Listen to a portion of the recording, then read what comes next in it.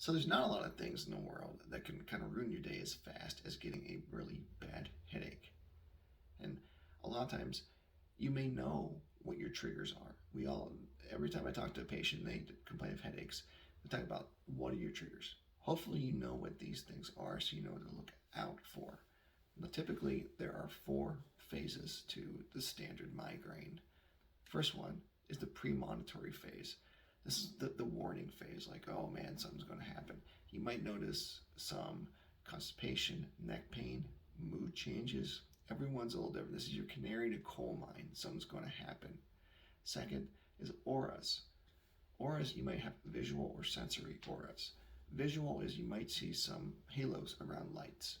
Sensory, you might have some issues with speech or your thought process. Your thinking, it just isn't clear at all.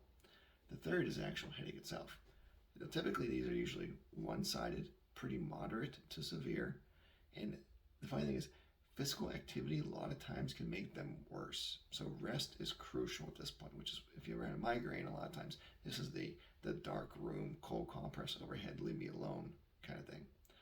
And the fourth phase is the post-stroke phase.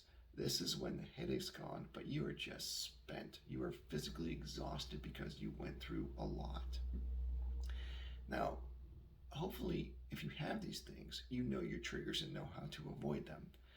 But you can also help to combat them and get a leg up, and so you don't have to suffer from them by changing some things up.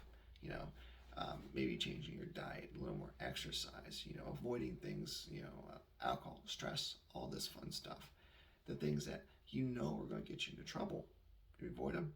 You change and make yourself a little bit better lifestyle, chances are you're going to help to decrease the frequency and or severity of these things. So